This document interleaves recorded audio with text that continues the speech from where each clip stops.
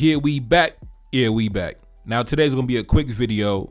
I'm gonna be reacting to a clip that recently got my attention. Gentleman by the name of Jeffrey Sachs, I believe that's his name, an American economist, a professor at Columbia University, Harvard educated individual from, I believe, Detroit, Michigan.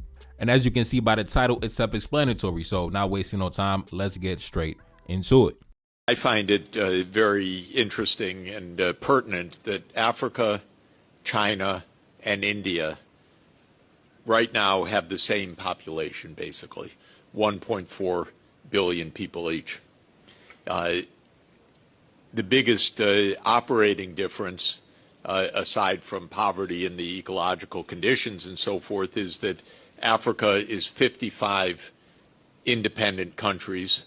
India and China are unified states, albeit in a kind of federal arrangement or semi-decentralized arrangement in both cases to some extent. So Africa's biggest issue, in my view, is unity, creating a free trade area on the continent, organizing its infrastructure on a continental scale, having continental-wide monetary and financial policy, and really trying to replicate scale so that the internal market of the African continent and other benefits of scale can be achieved. And this is a huge political issue.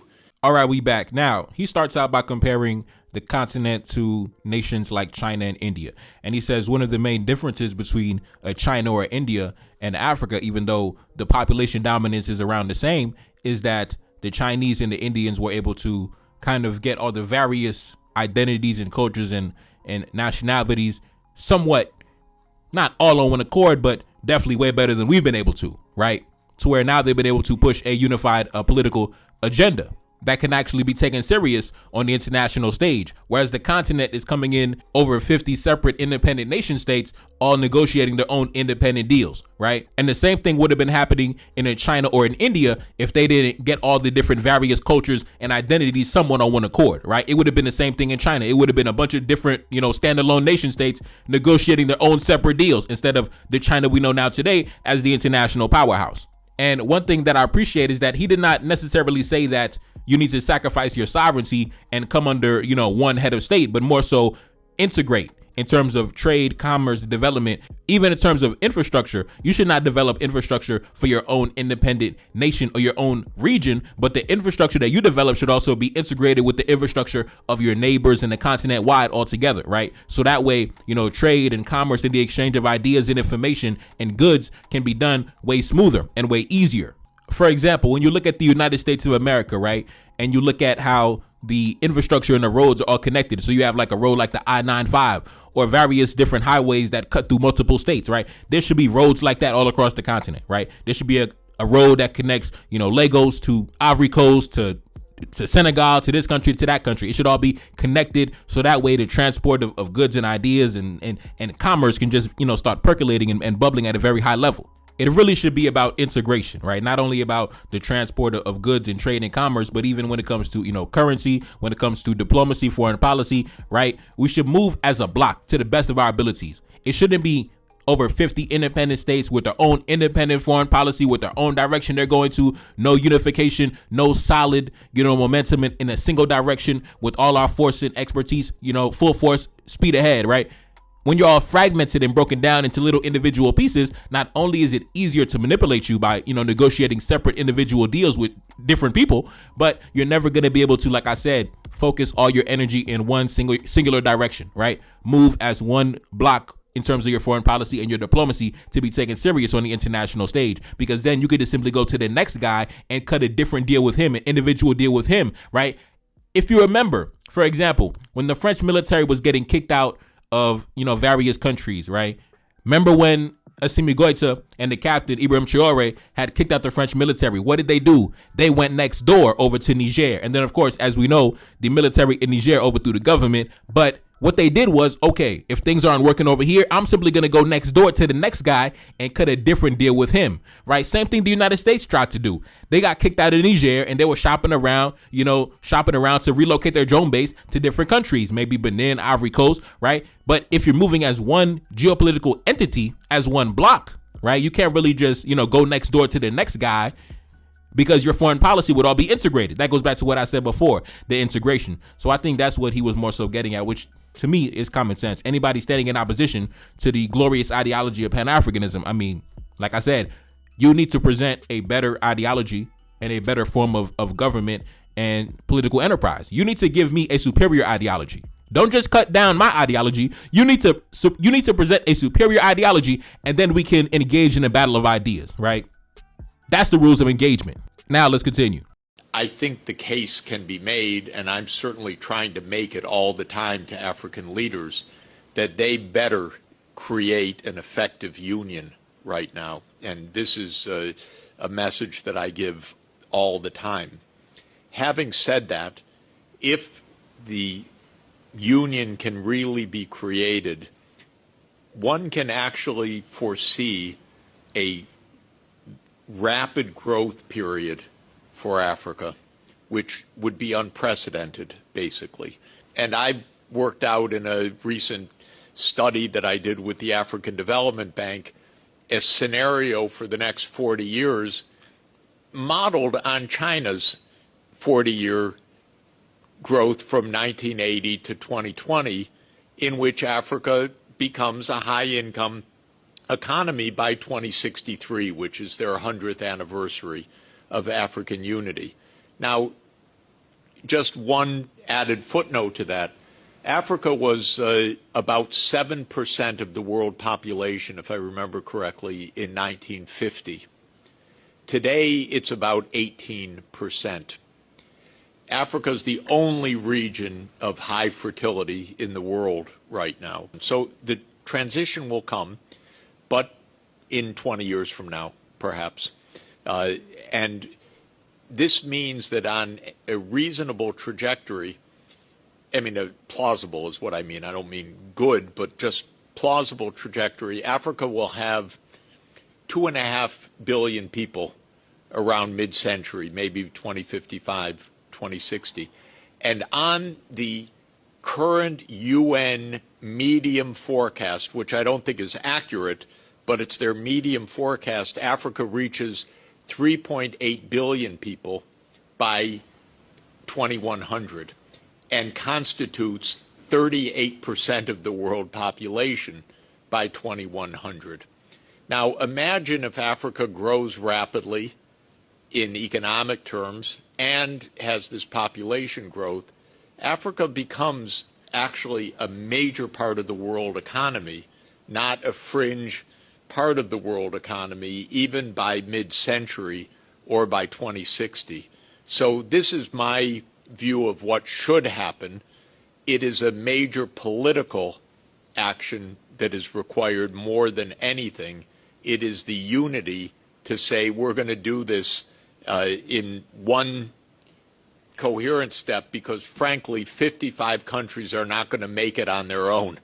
All right, we back. Now, like I said, he said a whole lot, but one thing I want to focus on is what he said towards the end. The reality of the matter is 55, separate independent nations realistically are not going to be able to individually stand alone in their diplomacy and their foreign policy and be able to not only thrive and succeed, but also defend themselves to their fullest capacity. There are some nations who are landlocked. There are some nations who are off the coast. There are some nations who are in the desert. There are some nations who have a lot of arable farmland. There are some nations who are, chock full of resources. There are some nations who don't have as many resources as other nations, right? Each nation has their own individual strengths and weaknesses, right? Now you can kind of smooth that out when you are integrated and you are able to cooperate with your neighbors and your brothers and those in proximity to you, right? Instead of standing alone and you are combining your forces and expertise, you put yourself in a more formidable position. For example, you take a nation like Germany. Germany is not this large, massive nation. When you compare it to nations on the continent, Germany is a small nation. But the reason why Germany is able to, put itself in a decent position geopolitically is due to the fact that it's integrated into certain systems and geopolitical blocks, like we mentioned before, that integration. Germany is plugged into the Western bloc, the Western system. When it comes to their international diplomacy, it's plugged in to the Western power structure. So a small nation like Germany is able to benefit from being integrated into the Western economies and being able to engage in trade and commerce and military alliances with other Western nations who might be more powerful than them, but now they're able to mutually benefit from the cooperation and integration they've been able to establish. So I think that's what the Economist was saying, and that's pretty much what individuals like me have been saying, for the longest, since I was a young man, and I'm still a young man, but since I was a young lad, I've been saying the exact same thing.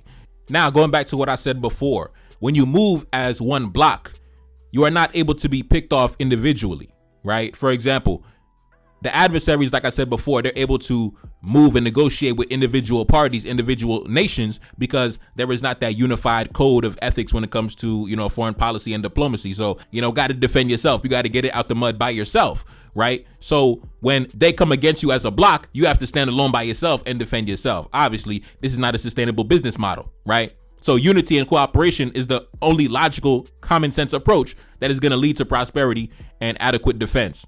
Now, one thing that he did not mention, but is absolutely crucial to everything that he said, especially when he talked about, unprecedented economic growth, is there has to be honest administration, right? There cannot be, corruption and dishonesty in the circles of power, because regardless of any integration or cooperation that takes place, if you do not have honest administrators, then you're never going to achieve any of the goals you set out for yourself. Now, I'm going to actually make a connection to a series that I've been doing on my channel. I've been reading a book, classic ancestral literature. I've been reading this book that came out back in the year 1810, written by a gentleman by the name of Julien Prévost. And this man was one of King Henry Christophe's close associates, one of his close friends, right? And this book was written from his first person perspective. And as you already know, Christophe, when he was in power, I always say that was the height of the nation, right? The nation was at the height of its power. That was a period of rapid, unprecedented growth that we have, never seen before. All type of crazy constructions and monuments being built. The Citadel, 3,000 feet up in the sky on the highest mountain on the island. Crazy constructions being built, right? In a very short period of time. And that goes back to what he said, unprecedented growth when you have honest administration. Now, I'm going to play a clip from the book, right? Go check out the series, man, that I've been dropping. The series is entitled The Rise of the King and Queen of Haiti. Go check it out. Book that came out back in the year 1811, chronicled by one of Christophe's close friends, explaining his rise to power. Now, I'm going to play a part where he actually talked about how after Christophe put some mechanisms in place to wipe out corruption, so nobody's, dipping in the state coffers for their own personal interests, we're going to verify, the accounts and make sure the money is going to where it's supposed to go. Then he said the state then experienced the immensity of its resources simply by having honest administrators, simply by having men in power who are doing what was best for the collective and not their own personal selfish interests. So I'm going to play the clip from the book and I'll be right back. Honest administrators replaced those who had prevaricated in their functions. A commission for the verification of accounts was established. The state then experienced the immensity of its resources. The troops were dressed, equipped, and well paid.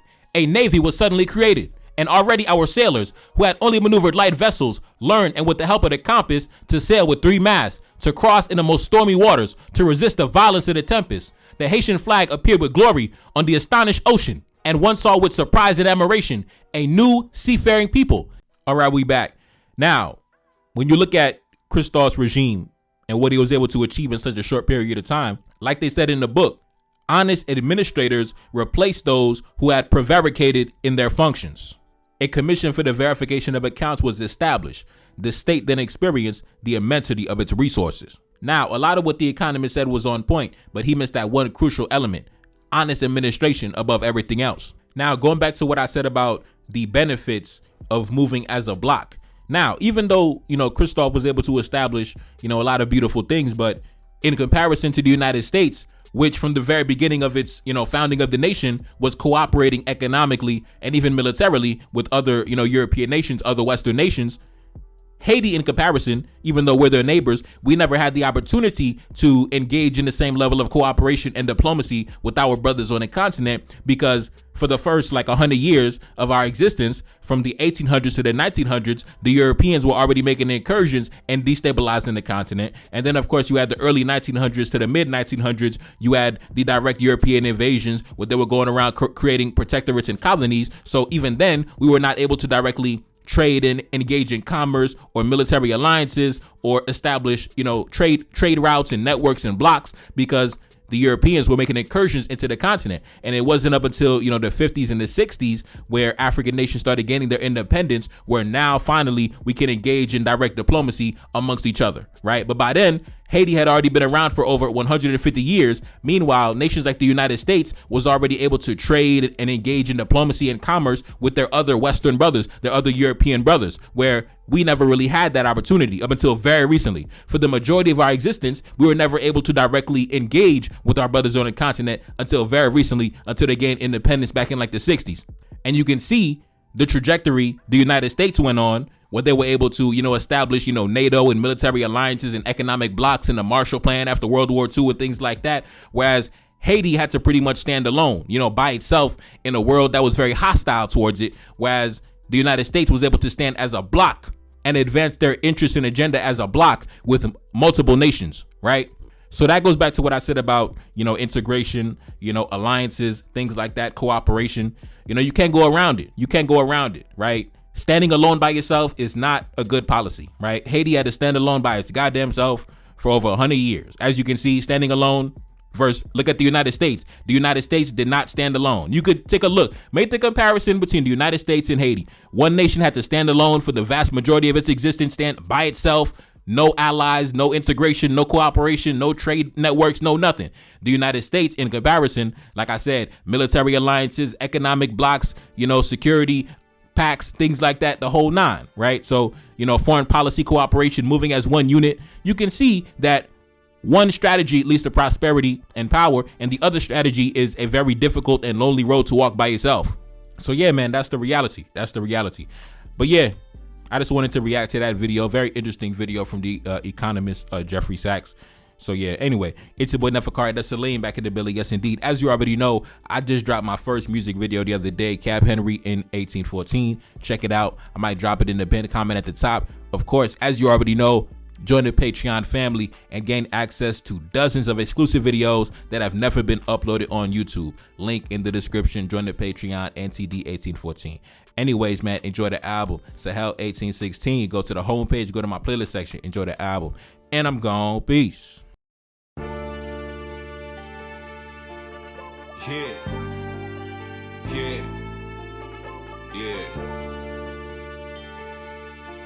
We back.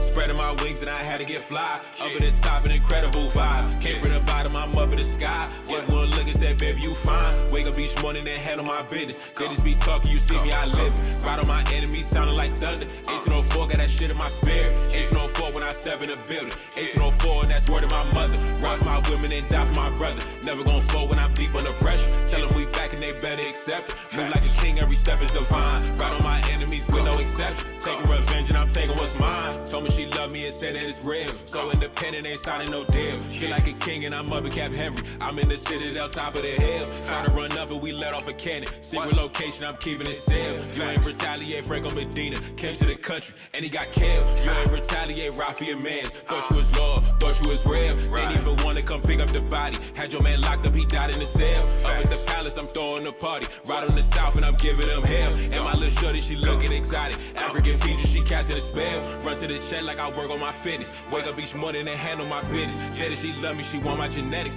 Wanna get married and make it official. Wanna get married and have my babies. Up in the city, I'm riding Mercedes. Up in the city, they treat me like royalty. Feeling like Dolph, talking about lords. Spreading my wings and I had had to get fly. Up at the top, an incredible vibe. Came from the bottom, I'm up in the sky. Gave one look and said, baby, you fine. Wake up each morning and handle my business. They just be talking, you see me, I live. Ride on my enemies, sounding like thunder. 1804, got that shit in my spirit. 1804 when I step in the building. 1804, that's word of my mother. Rock my women and die for my brother. Never gon' fall when I'm deep under pressure. Tell them we back and they better accept it. Move like a king, every step is divine. Ride on my enemies with no exception. Taking revenge and I'm taking what's mine. Pour up a drink and it's time that we toast. Watching my back, keep my enemies close. Only the family, I stick with my brothers. Cannons position outside of the coast. Heavy artillery for the protection. Move like a general, stick to the code. Feel like a king when I'm up in the north. Beautiful women, they trying to get chose. Launch an invasion all over the south. Capture the capital with all my woes. Look at my energy and my demeanor. Dripping in ice and that's head to my toes.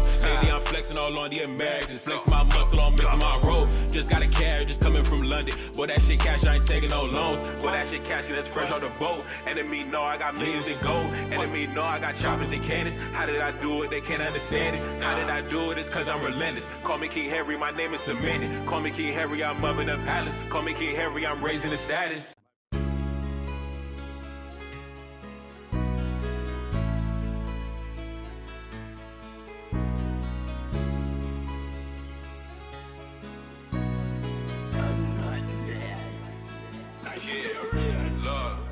Feeling untouchable, energy sacred. When I pull up, know my enemies hate. Setting up shop at a secret location. Chopper gon' sound like a